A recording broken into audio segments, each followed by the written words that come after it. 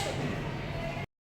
કહેવાય છે કે જેવી સવાર તેવો જ દિવસ।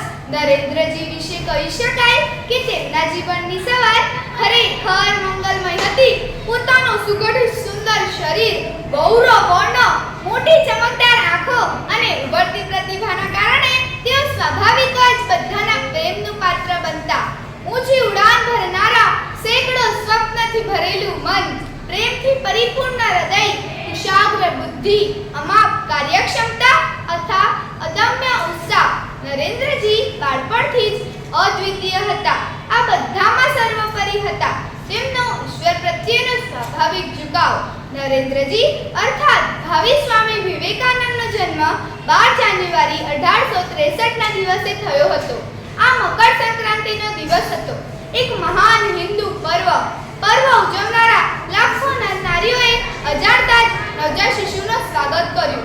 તેઓને કલ્પના જ નહોતી કે ભારતનું ગૌરવ વધારનાર નવા યજ્ઞોદૂત હજી હમણાં જ જન્મ્યો છે, જે ભવિષ્યમાં વેદાંતનો સંદેશ આપનાર બનનાર છે।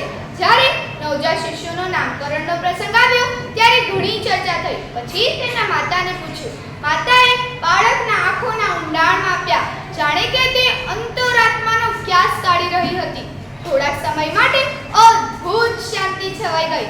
ત્યારે માતાએ ભાવુક થઈને કહ્યું, આનું નામ વીરેશ્વર રહેશે, તે આ જ નામથી ઓળખાશે। સમય બદલાતા તેઓ નરેન્દ્રનાથ અર્થાત નરેન તરીકે ઓળખાયા।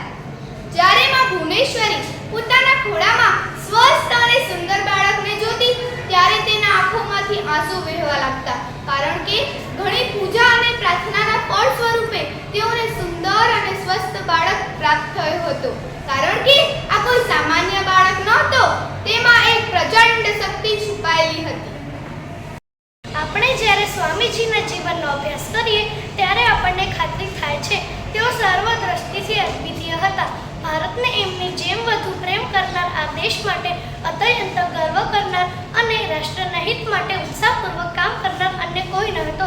તેથી જ રવિન્દ્રનાથ ટાગોરે રોમારોલાને કહ્યું હતું, જો તમારે ભારતને જાણવું હોય તો વિવેકાનંદ વિશેને વાંચો।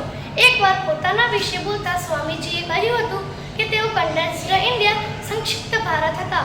ખરેખર તેમનો ભારત પ્રત્યેનો પ્રેમ એટલો પ્રગાઢ હતો કે તેઓ અંતતઃ ભારતનું મૂર્તરૂપ બની ગયા હતા। स्वामी विवेकानंद के पिताजी विश्वनाथ दत्त अपनी उदारता के लिए प्रख्यात थे। उनके दूसरे पुत्र महेंद्रनाथ दत्त ने इनके विषय में लिखा है, निर्धनों की सहायता करने की प्रवृत्ति उनमें एक रोग समान थी। अपने मोहल्ले में वे दयालु विश्वनाथ के नाम से जाने जाते थे। किसी को संकट में देखकर वे चुप नहीं बैठ पाते थे। अपने दूर के संबंधियों के बच्चों की शिक्षा का खर्च वे बिना हिचकिचाहट वहन करते थे तथा अपने पड़ोसियों की निर्धनता कम करने के लिए असामान्य रूप से प्रयत्न करते थे। उल्लेखनीय बात यह है कि वे दान देते समय किसी प्रकार का भेदभाव नहीं करते थे। वे अयोग्य लोगों की भी आर्थिक सहायता करते थे। नरेंद्रनाथ ने जब यह देखा तब एक बार उन्होंने धन के इस घोर दुरुपयोग की ओर अपने पिता का ध्यान आकर्षित किया। इस पर विश्वनाथ ने उन्हें समझाया, यह जीवन दुखों से भरा हुआ है। जब तुम बड़े हो जाओगे तब तुम स्वयं समझ जाओगे, तब तुम्हें सभी लोगों पर दया आएगी। नरेंद्रनाथ ने इस सहानुभूति की संपूर्ण अभिव्यक्ति श्री रामकृष्ण के जीवन चरित्र और उद्देश्यों में पाई, जिन्होंने श्री रामकृष्ण ने उनकी नरेंद्र की स्वाभाविक करुणा को